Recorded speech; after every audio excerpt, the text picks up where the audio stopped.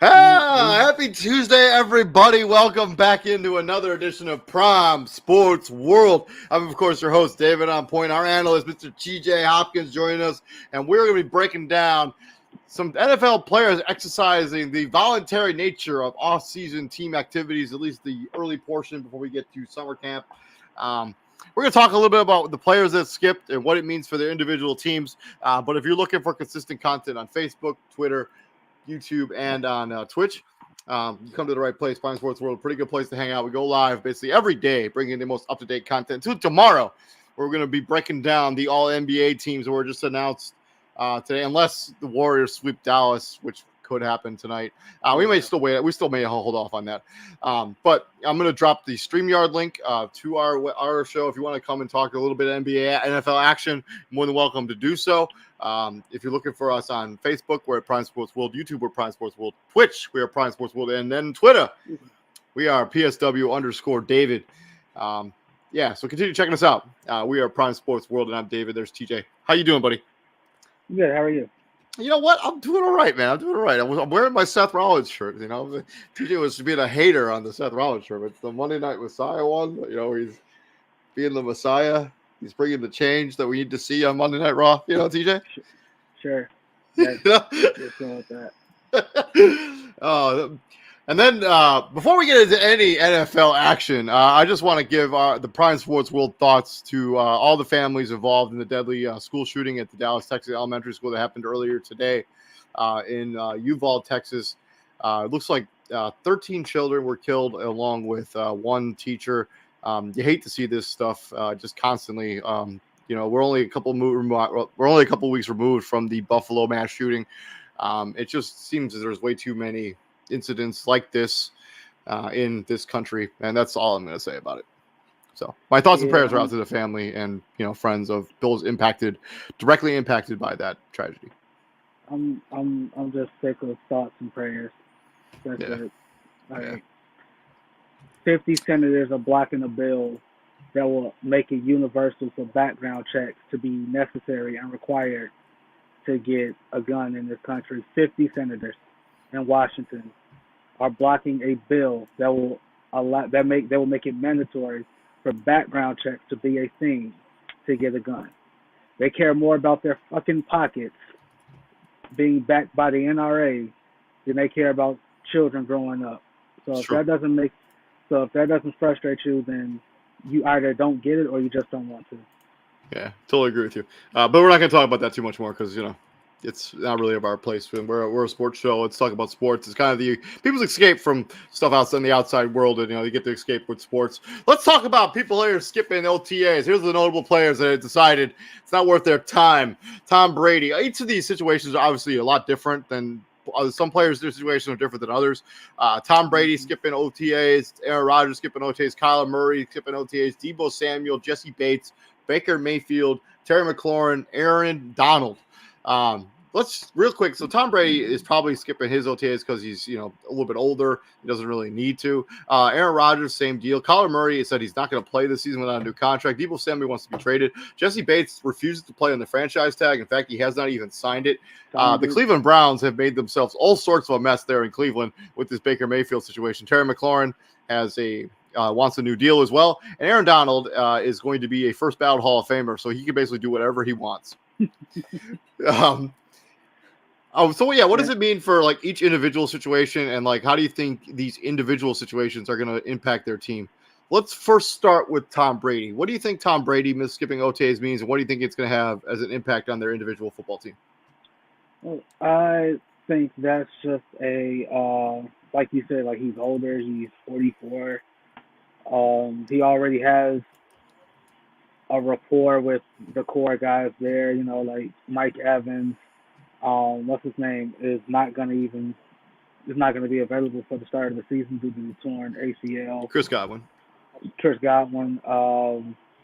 The tight end situation. I legit think they're trying to use Tom Brady as a sales pitch to ensure Gronk is coming back because I still think that's happening regardless. I think it's just going to be they're going to be closer to the season starts. Gronk has probably told them like, hey, I don't want to do any of the off-season stuff. Like I'll just show up, in training camp and like when actually it starts to matter. Because let's be honest here, this is still voluntary workouts. Like they're voluntary. Yeah, and I get that. And if anybody has earned the right to retirement, not named Tom Brady, it's 100% been Rob Gronkowski. When you look at all the stuff he's put his body through during those years in New England, he literally told Bill Belichick, like, yo, I'll retire before I ever play for another quarterback not named Tom Brady. And they called this bluff, and he was like, all right, I'll do you one better. I'm actually going to retire. So, because they tried to send him to Detroit. Yeah, I remember. They tried to trade him to Detroit, and he was like, no, yeah, it's been nice. I don't even need to play anymore. I'm a first ballot Hall of Famer, whether I play another down of football again or not. And he was like, I'd rather, and that's just how bad Detroit's been. He's like, I'd rather retire than go to Detroit. Yeah. So I just think it's kind of like what you said. Like, yeah, they just, hey, Tom, just take your time, come back when. And it's not like he doesn't have a rapport already with all the wide receivers. And I mean, the tight end situation is the only really one that, and they drafted a couple rookies. It would be nice to get a rapport for. But I mean, they have training camp for all that stuff. I mean, Tom Brady is eventually going to be there. There's no need for him to be at the optional stuff. It's just Tom Brady has put in the time he's earned the right to be like, hey, I know this well enough. I'm not worried about it. I can join later. Yeah, him. Yeah. Like, you also got to keep, like, they were one quote unquote Hail Mary throw away from going back to the NFC Championship, but yeah, it's true. That's the way the cookie crumbles. Yeah, you don't get to win the Super Bowl every year, Tom Brady. All right. Tom. No, you don't, Tom. Just most of the time. Aaron Rodgers. Aaron Rodgers, it would be very nice if Aaron Rodgers was at OTAs based on the fact that his wide receiving core is completely revamped and, Devontae Adams is no longer there. It would be nice for him to build a rapport with those new wide receivers. And not to mention, his contract is basically the reason that Devontae Adams is no longer on this roster. Mm-hmm. It would be nice if Aaron Rodgers could make an appearance at OTAs. But do you think this will have any real impact on this team? If given the track record, it might be a slow start, if anything. It's been proven that Aaron Rodgers has a very short leash with young receivers. He doesn't trust them. Right? And part of that, I blame the organization, because when given the opportunity to make big name changes, you don't do it. Like, you had a chance to get Will Fuller, you passed. Mm-hmm. Right? You had a chance to try and trade for what's his name, Allen Robinson. You didn't do it. Right? Odell Beckham turned you down willingly. Right? Every time there's a big mark, every time there's a name in the a receiver name in the free agent market, Green Bay doesn't get them, and it's like, why? Why not? Why can't Green Bay get free agents? One is the market. No one wants to go to Green Bay. It's cold all the time there. It's there aren't even any major cities nearby that you can even pretend to go to. Right, Milwaukee's an hour and a half away. Yeah. That's not that's not a quote unquote close drive. I know a lot of Midwesterners think that that's a close drive. Like, no, that's not a close drive. An hour and a half is really not bad, but right, it's not bad, but I've made that drive. It's just not okay. It's just 90 miles of dead, just nothing. It's 90 miles of Wisconsin. I mean, do you need to say anything else? It's not yet, and I mean, you got Aaron Rodgers. Your only attraction, your only bargaining chip is, hey, you get to play with Aaron Rodgers. You get to win 12 games a year. All right, what else? That's about it. You get to own the Chicago Bears. Right. And that's not the flex. That's Packer fans. That's not the flex you think it is. No, it's true. But I mean, this is a team. Yeah, overall, swap out Devontae Adams and Marquez Valdez-Scantling for Christian Watson, Romeo Doubs, and Sammy Watkins. It would be nice if Aaron Rodgers was actually was at OTAs to build a rapport with these wide I receivers, all of these new weapons he's going to have on offense. and I But get that. Robert Tynes he's going to come back, but I don't know when, because he tore his ACL. So yeah, I don't know. I don't know when I he's think coming back. he's trending in the positive direction towards a start Well, to regular season. So that's good. You still got, what's his name in the backfield. You still got the Aaron Jones and AJ Dillon.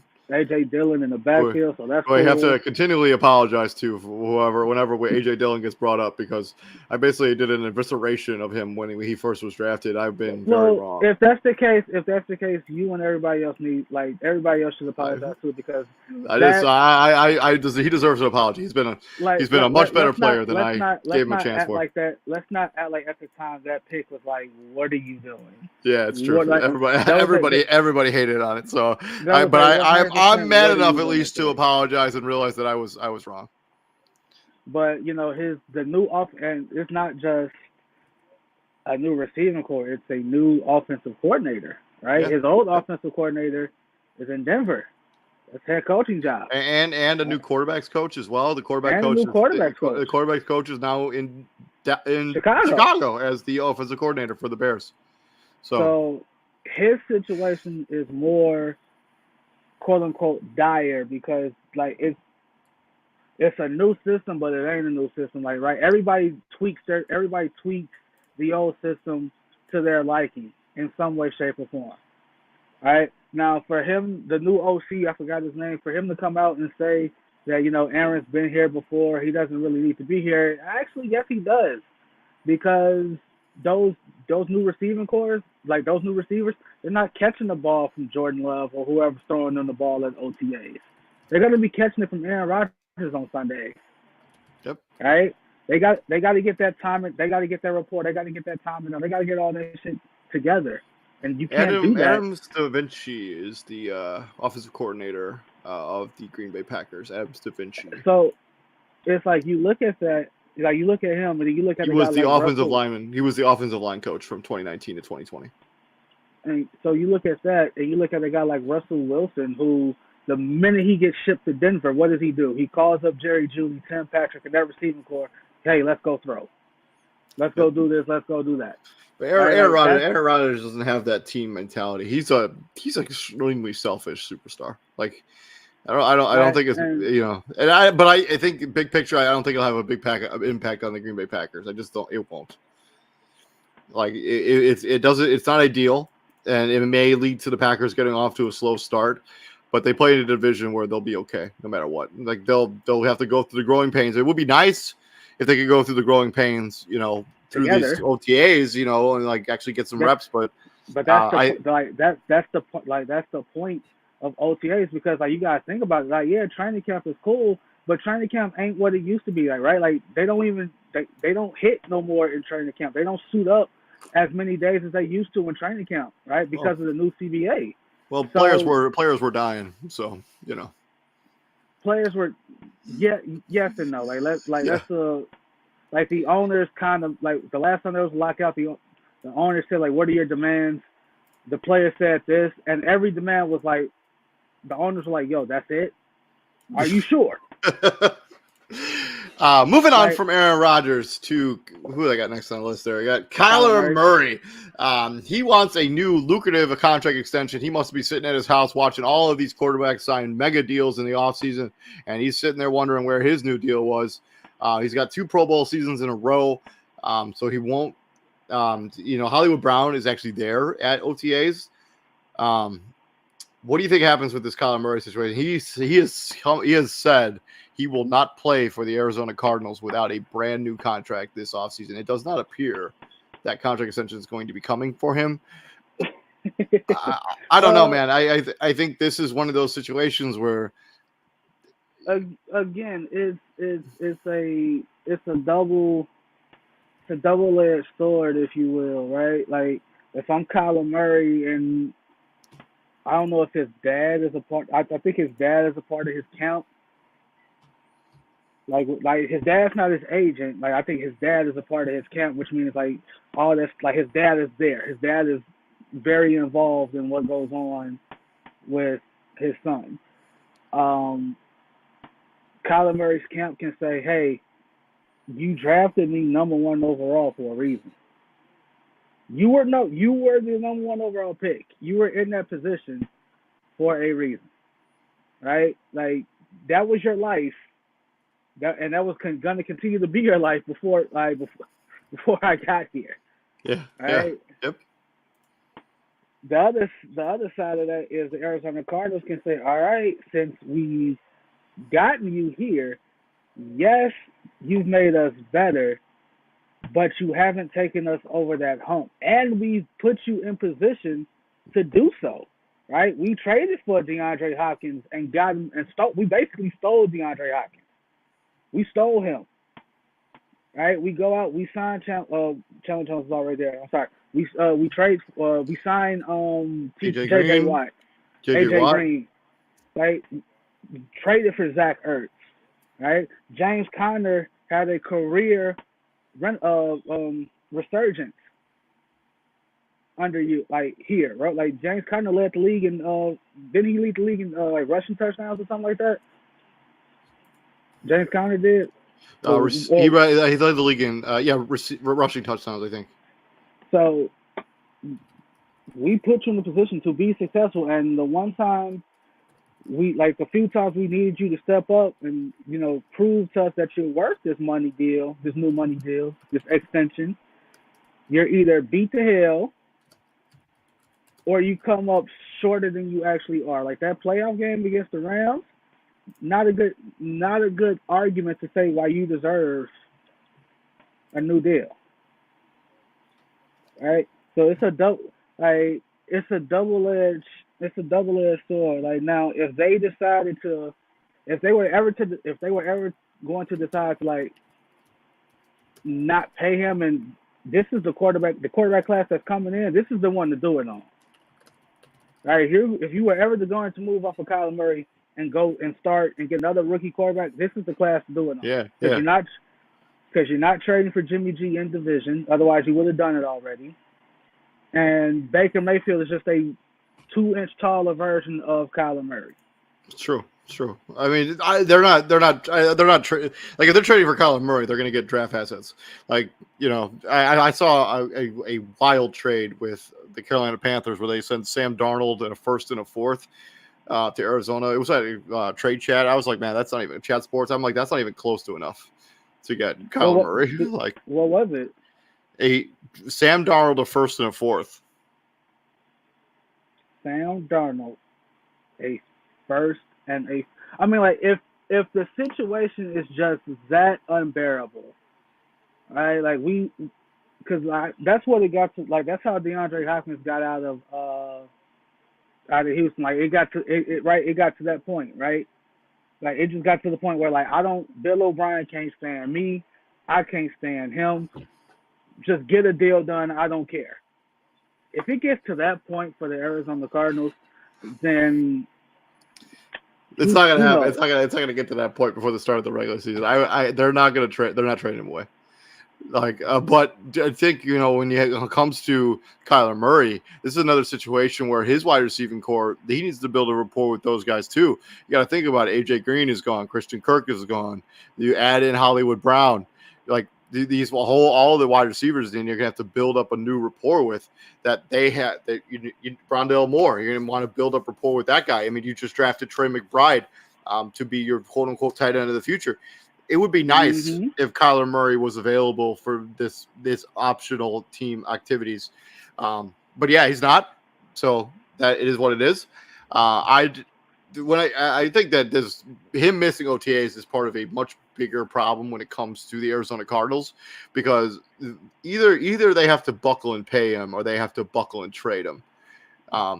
My money would be on that they're going to buckle and pay him. So yeah, because the trade market is. I mean, unless Carolina is the one option. I mean, Seattle, I guess too, but you're not trading him within the division. And Seattle has made it clear, like, we are not trying to win right now. Seattle's made that clear, and AJ Green is still there, by the way. Just okay. Out there. Yeah, like they are not. Seattle's not trying to win. They've made it like C.J. Stroud or the kid from Alabama. Bryce Young. Yeah, Bryce Young. Bryce Bryce Young. Young. One of them two dudes is going to be calling Seattle home in 2023. Don't know who. Don't know which one. Right, and the other one's going to New York to be a Giant. So that's how Depending on how the picks wind up. I mean, well, because Carolina is also one of those teams. I know they have Matt Corral, but you know, true. But like and luckily for the NFL and those teams, there is no lottery process, right? If you suck, you suck. Yeah, if you sneak it up, you get the first overall pick. Yeah, the Kyle Murray situation is dicey. I don't really know. I do think that it will have an impact on their individual team, but this is more. This is more than just OTAs. And then moving on to Deebo Samuel, I think that's a similar situation. He just wants to get traded. I don't think he necessarily cares if he gets a new contract or not, at least not from the San Francisco 49ers. Well, he cares now because when you look at the money, we started this conversation with three of them, AJ Brown, and we'll get to Terry McLaurin. AJ Brown, he was the first domino to fall. He got traded and he got paid. Yep. Right? So maybe the trade was all Deebo wanted at first. Now I'm looking like, hey, that dude AJ Brown got $100 million, man. I'm not worth $100 million, like especially with all y'all asked me to do. Right? But I think I also think that's why that plays a role in why he wants to get traded, because he doesn't want to do that wide back stuff anymore. Like his body takes a beating that way. Right, you point out all the time he's only had one 1,000-yard receiving season. I mean, he's only had one season where he finished the season healthy, even. So yeah, if I'm him, like I get it. Again, it's one of those double-edged things, right? Like Kyle Shanahan, I want to win. You're my best playmaker. I got to put the ball in your hands to be successful, and I got to find different ways to get the ball in your hands. Because if I just line you up outside, you're easier to neutralize because all they got to do is single high you. All they got to do is put two guys on you, and you're essentially taking out the game because you're asking Jimmy G to make tight window throws, and he can't do that consistently. Yep. So I'm going to line you up in the slot. I'm going to line you up in the backfield. I'm going to motion you out of the backfield just to get the ball in your hands to, so you can be the valuable piece to me that you are. I also think this is one of those situations where the trade market hasn't dried up yet, but it's on its way because from San Francisco, Deebo Samuel can play on all 32 teams. Yep. Right? So the real question in this is, all right, what do you want? What's your asking price? And if I'm San Francisco, I don't want to let this guy go, so I'm driving it up as much as I can. I'm going to make this extremely difficult. So, yeah, I mean, unless you're willing to give me the house for Deebo Samuel, we're just going to keep him. Like, why would we trade him away? And I think this conversation is the same conversation we're having with Terry McLaurin. Let's just jump into him right quick because it's the same. Okay. It's the same conversation. The only difference here is Terry McLaurin hasn't made a trade request that we know of. Right. Terry McLaurin just wants a new contract. Yeah, Terry McLaurin just wants a new contract. So I think these situations are similar. I think Terry McLaurin will eventually show up, and I think eventually he'll play this last year of his contract, and he'll get paid this offseason. But if I'm the Washington Commanders, it still feels weird not to say Washington football team after saying that for 2 years. But if I'm the Washington Commanders, I mean, I'm going to pay Terry McLaurin before the season starts. I'm not going to make him wait for an extension. He's basically played with a revolving door at quarterback, where there hasn't been any sort of consistency whatsoever. I want to do him right because he's been one of the lone bright spots on the offense that we've had over the last couple of seasons, outside of Antonio Gibson, who's been a good player, and Logan Thomas when he's there. Like I just can't get over Logan Thomas, dude. Like he is not talked about enough. Like he's just not. Like college quarterback turns himself into a serviceable tight end in the league, and praying for his speedy recovery. I think he should be good to go. Yeah, he should definitely be good. He got hurt way earlier than his stuff was pretty late. Was it? Yeah. because he tried to come back and then he got hurt. He got hurt again. All right, that's right. Yeah. That's right. So yeah, and again, dealing with if there's anybody who ever should have requested a trade and wants out of their toxic environment, it's 100% him. It's 100% Terry McLaurin. Right? Like again, can't get over what's going on in Washington. It's not being talked about enough, honestly, in my opinion. Right? I don't care about the Lakers head coaching search. Right? We have a NFL organization that might be forced to be sold, and it's not being talked about enough. We have an owner under federal investigation for sexual misconduct, embezzlement, and Lord knows what else until they get done finding stuff. And they maybe talked about the sexual misconduct for like 2 days. It's not being talked about enough. I mean, it's there. I don't know. I was pretty sure that they were gonna. I'm not sure now. He's been basically embezzling from the league. I think the owner has got to be super pissed off. But if I'm Terry McLaurin, I'm gonna pay that guy. He's earned it. Yeah, absolutely.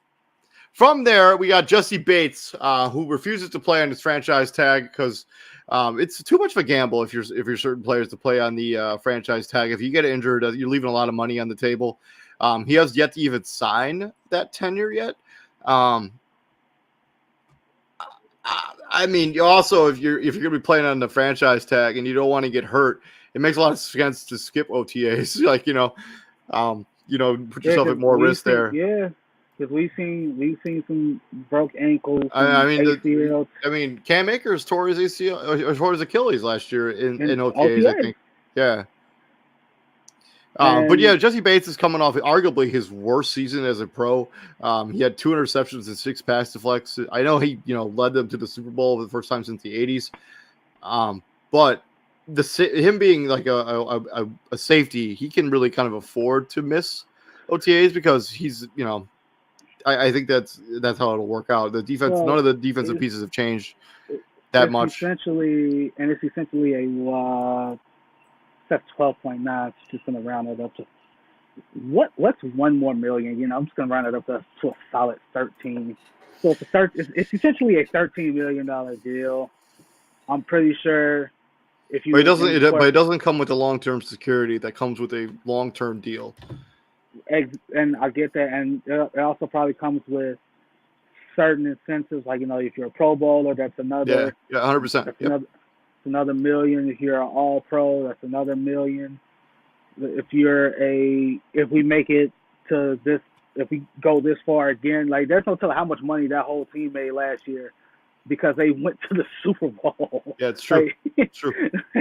True. But that's good block. That's another dude that he's worth more than $13 million. Well, I mean that's basically what safeties make. I think it's the difference between the highest paid safety and the lowest paid safety in the league, and that's how they figure out the franchise tag. Yeah, like that's the median. Like whoever's the highest paid, and I don't know who's the highest paid safety right now. Probably Jamal Adams, if I was guessing. Well, is he a strong or is he a free? Because that. I think they pay them the same regardless. No, they don't. You differentiate between safeties. Oh, then I have no idea what the highest paid safety is. Like I'm just straight guess. I have no idea. It might be Marcus Williams actually, but he signed that contract after the franchise tag from Jesse Bates. So I'm not exactly sure how that contract works. Yeah.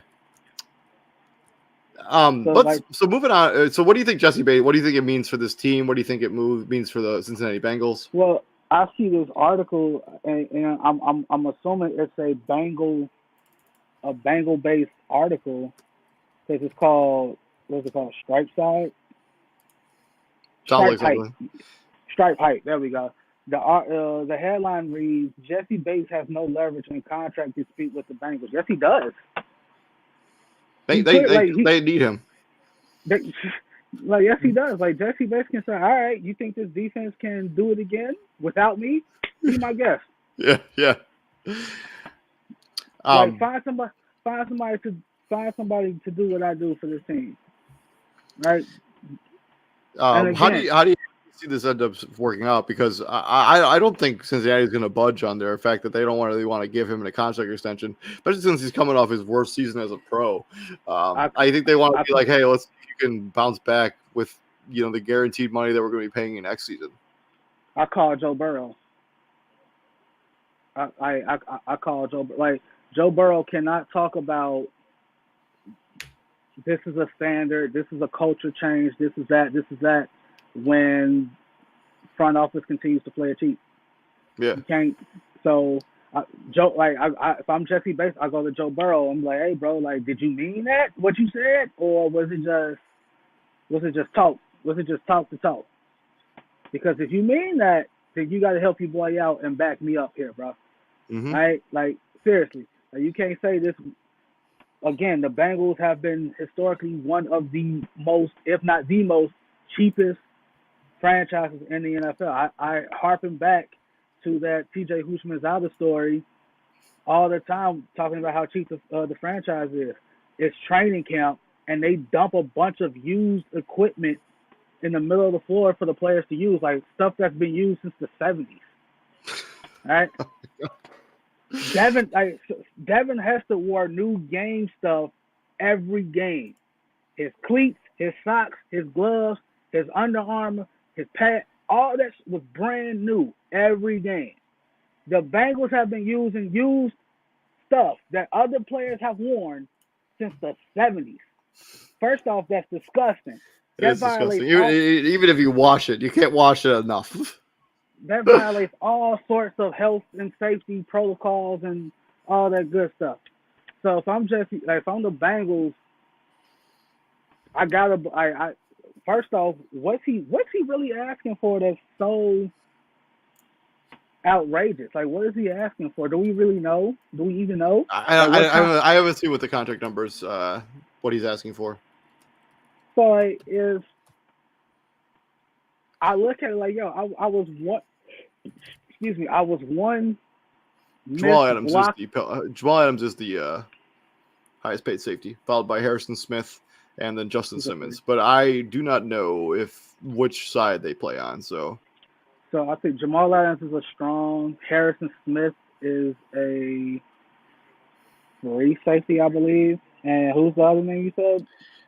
Justin Simmons makes 15.25. So Jesse Bates is a Jamal Adams is a strong safety. Harrison Smith is a free safety. Justin Simmons is a free safety. Buda Baker is just listed as a safety. Same with Eddie Jackson. Kevin Bynard's free safety. Marcus Williams, free safety. Quandre Diggs, strong safety.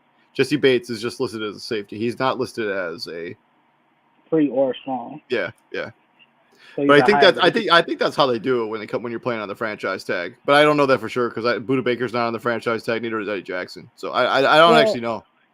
And for them to say that last season was Jesse Bates' worst statistical season. Yeah. I mean, like, he's never really been a high pick guy. It's true. So, like, his rookie year, 3, the next year, 3, the year after that, 3, last year, 1.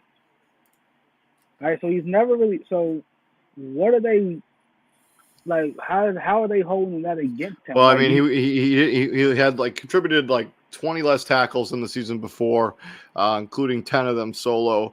And he's played in every game up until last season. Like, he missed 2 games. 2 games. I mean, come on. 2 games. So, yeah, I'm not super. I mean, I'm just saying that's what the narrative is right now, and I think that narrative is being driven kind of by Cincinnati because they don't want to pay him. I think that situation will eventually work itself out. I think Jesse Bates will eventually sign his franchise tenure, and he'll be on this team starting by the time training camp gets underway. To a real quick conversation, which is Aaron Donald. Aaron Donald has earned the right to basically do literally whatever he wants when it comes to his off-season regimen. He basically has nothing left to prove in the NFL. He's one of the best players to ever play. He's been working to restructure that contract with Aaron Donald to make the highest paid defensive lineman in the NFL. Sean McVay says the dialogue is good between the two sides, but no deal has been agreed upon. Aaron Donald, he just doesn't need to show up for voluntary workouts. He just doesn't. I'm sure he'll be there when it comes to training camp. No, he doesn't. Like he really doesn't. Yeah, And Aaron Donald's a first ballot Hall of Famer. He's probably a top 5-ish defensive player of all time, if not higher than that. I mean, LT, Him. him. I don't know, man. Like he's certainly in that conversation. If he was another Super Bowl, like like LT, him, fill in the blank with 3, 4, 5. Honestly, yeah, like you said, like this isn't as serious as some of the other ones, and like you said, this is a real quick conversation because we gotta get the old shake and bake. Aaron, yeah. This is just a restructure deal. Like I think he signed his initial extension was like a 6-year deal, right? So he's in year 4 of that. Yeah. If there's ever a guy to break the bank on, it's this guy. Mm-hmm. You don't he has the most. He signed a 6-year, $135 million contract. He's been through. I'm not sure how they qualify this because, I guess it's the 2022 contract. He's only going to get paid actually like $26 million next season, which is actually kind of a lot. So he's working. His contract was very cheap last year. He must have done something with a restructure of some sort because he only made $14 million last year. And that's not including being named an All-Pro, winning the Super Bowl. He's very well. No. That includes all his bonuses and stuff. Oh, it does. Damn. Yeah. So yeah. If I'm Aaron Donald, break the bank. Mm-hmm. How close are we? How close are we on their deal? Yeah, I mean, 5 years, $153 million was the contract he signed. That's where the whole that's where the whole retirement talk came in, right? Like he's just throwing that out there. He's like, I don't want to retire, but I can. Yeah, I think if they don't get that contract done, I think he could retire. But I don't think this is as dire as some of the other situations. It's certainly it's like a Tom. I think it's closer to the Tom Brady situation than it is to the Colin Murray situation. Absolutely. And then the final situation that we got to talk about here with the players not showing up to OTAs is Baker Mayfield. So the Browns have made themselves a mess here, where they have, they trade for Deshaun Watson, and then they made him, I think, the highest paid quarterback in the league, or one of the highest paid quarterbacks in the league. But they still have Baker Mayfield on their books for $19 million for this season. The trade market for him has basically completely dried up. And if you're Baker Mayfield, why would you show up to OTAs and risk getting injured and not being traded away or being stuck there? This Baker Mayfield situation is only going to get worse as time goes on, because I just can't imagine a happy ending to this Baker Mayfield saga in Cleveland. Yeah, no one really can. It's But the thing is, so they kind of need him in case Deshaun Watson gets suspended for a significant chunk of the season, right? Like that's the one caveat why you'd want to keep him. Like, if Deshaun Watson gets suspended for 8 games, do you want to have this whole season be a dumpster fire and have? I know they have Case Keenum on the roster too, but it's not just him. No, they got what's his name? God, I'm getting it right now. You type up Cleveland Browns first thing. Jacoby Brissett. They do not have Case Keenum. Case Keenum somewhere else. He might be in Buffalo. Jacoby Brissett and Joshua Dobbs are on this team too, along with Baker Mayfield and Deshaun Watson. Exactly. So yeah, that's what you. And like you said, he's on the books for $18.9 million. If a team was like some of the teams that could have traded for him, I'm assuming the Cleveland Browns are asking them to pick up a bulk of that $18.19 million, and they're just saying, no, not doing that. No way. You made the bed. All you had to do was bro, if you knew you were going to trade for Deshaun Watson, first off, you made that decision unconsciously. right? Like you were set on making that deal to I mean, begin with. this is one of the reasons that you don't pick up that fifth-year option until after the season starts, like until after the Exactly. season, because they picked up his fifth-year option before the season started. The fourth year didn't go well. Now you're stuck with him. Like nobody's trading for that contract. The best thing they can hope for is that they just straight up waive him, and but there's no scenario where there's a happy ending to any of that Baker Mayfield stuff. Like if I'm Baker Mayfield, like I'm just gonna sit at home. And collect my $18.9 million because right and they've already said well he's already came out and said like yo this is too far gone, like there's no coming back from this. I don't want to be there. They don't want me there. He talks about respect, a respect thing for the organization, or the respect having the organization having no respect for him. Yeah, yeah, woo woo, and it's like, all right, you're talking with your chest out now because what'd you think, dude? Like again, this is a business, right? Like that's what you get for thinking the organization was gonna back you. No, dude, the organization's always gonna choose the organization. Mm-hmm. Right? They're always gonna choose themselves over you, right? You're a pawn in the grand scheme of things, which is why they traded for a guy that's battling 22 civil lawsuits over you, right? They paid a dude $230 million. He hasn't played a down of football in a year, in a calendar year. Hasn't thrown a NFL pass over a It's been year. longer than a calendar year. I mean, we're Longer than a year. almost pushing like almost 2 at this point. So, and it's looking like it's going to be longer. So, if it's one again, it's one of two things. If you're the Cleveland Browns, if you can't find a trade partner, then you gonna have to take that L and just eat that money because nobody's going to trade for him, right? Like if and that let's not act like that hasn't been talked about. So if I'm the Seattle Seahawks, if I'm the Carolina Panthers, if I'm from Pittsburgh, right? Say what you want.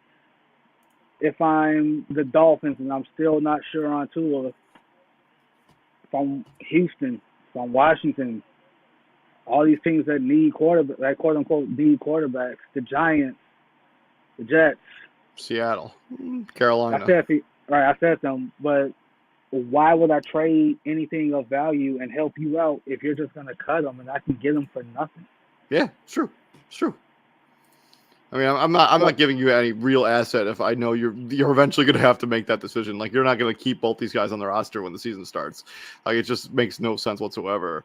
And I'm not going to give you anything worthwhile to facilitate a mess that you created, to untangle a mess that you've created. No, it's the same. It's the same thing with in the San Francisco situation with Jimmy Garoppolo and Trey Lance, only to lesser extent because that situation isn't as toxic, I think, as this situation is. But if I'm any team that wants to trade with either of those two teams, I'm like, yeah, I think you're eventually going to have to make a decision. I'm going to cut this guy and cut my losses and move on.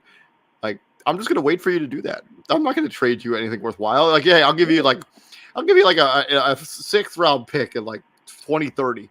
Like, and like here you go. right, Like, so all the teams, like all the people that hate on Carson Wentz, Skip Bayless being one of them.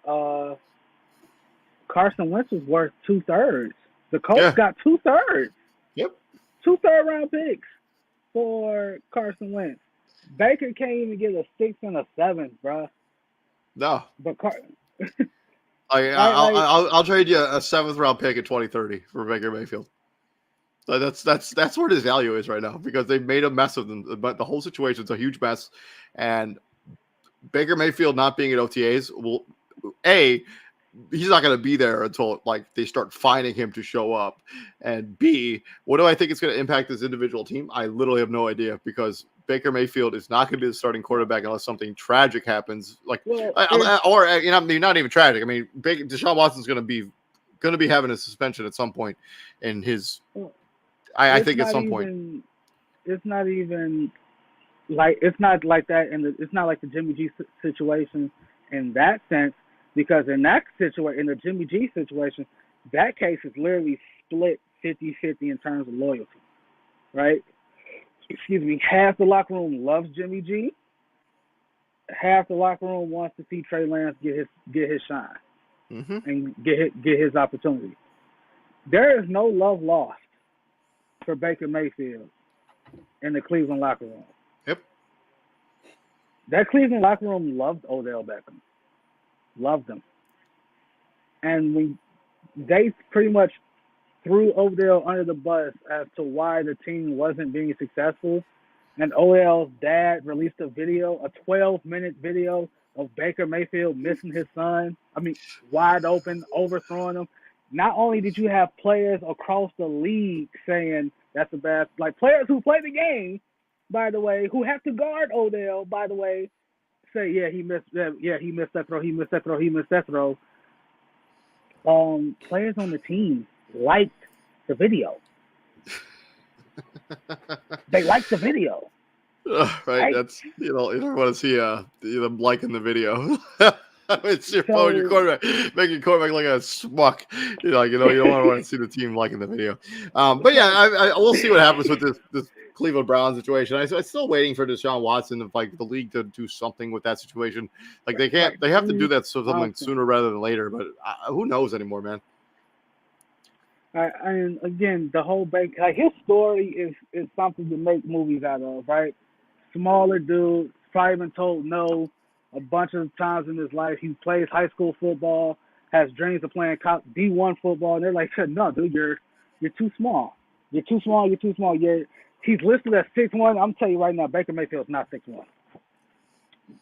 Baker Mayfield is not 6'1". Like Baker Mayfield is not 6'1", but he's every bit of 5'11". Yeah. Right. Yeah. Baker Mayfield me and Baker Mayfield could meet right now, and I guarantee you, I'm looking Baker Mayfield eye to eye. Me and Baker Mayfield are the same height. They've been like, you're too small, and you prove them wrong. You not only do you go to one D1 program at Texas Tech, you walk onto that program, you make it. You walk onto a bigger program in college football, a blue blood in college football, and you make that team. Not only do you make that team, you turn them into a championship contender. Not really, because you just get smacked by every SEC team you win against. It's true. But he wins the Heisman. And you win the Heisman. He's the first overall pick. But yeah, that situation's not going to get any easier. Not going to get any better. So we'll see what happens with these situations. I expect many of them to just work themselves out as time goes on. It is considered, optional team activities for a reason. And players are allowed to skip the voluntary workouts. It would just be nice if some of these players were already there, especially like Aaron Rodgers, to build up a rapport. But I think some of these are going to get messy before they get better, including that Cleveland situation, including that Arizona situation. So I guess we'll see. And if you're curious about what's going on in the NBA, if you decided to check us out instead of watching the game, Golden State's getting shellacked a little bit right now as it goes into halftime. 62-47. Dallas Mavericks leading by 15 points. Luka has 13 points. Jalen Brunson has 13 points. On the Warriors side, Steph Curry has pitched in 15. Nobody has over double digits for the Golden State Warriors. And if you're curious about the Reggie Bullock stuff, he is 3 for 6 from the field with 3 3-pointers and 9 points in this game. Maxi Kleber also has pitched in 2 3-pointers. So they both have scored after having arguably one of the worst playoff performances in both of their careers. So good for them. 62-47, 15-point lead for Dallas going into halftime right now. Again, the first half absolutely means nothing. It's the third quarter. This is the moment of truth for the Dallas Mavericks, because this is the quarter they just get destroyed in. Yeah, I mean they've been relatively close in most of these games up until the third quarter, and then they just get up until the third quarter, and then they get beat down. But this has been Prime Sports World. Thank you very much for joining us. Tomorrow, we are going to take a look at the All NBA teams and see who got snubbed and who made the right decisions. Also, shout out to DeMar DeRozan, second team All NBA this season. So congratulations to him. Spoiler. Spoiler. Yeah. Well, I mean, if you can look it up, and you can find. We're gonna break it down and give you guys our opinion on the teams as a whole. But I've been David Huppin. Right there is Mr. TJ Hopkins. TJ, what do we do here at the Prime, my friend? We bring the heat, kind sir. Yes, sir. We do bring the heat, and continue checking us out at all the places: Facebook, Twitter, Twitch, and on the was it YouTube? Yeah, YouTube. Please like, share, and subscribe. Every single like, every single subscribe, every single share helps us build up our brand. So thank you very much. I'm still working on a new intro, so expect that within the next week or so. I've been David Huppin, TJ Hopkins right there. You guys all have a good night. I'll see you later, brother. Yeah.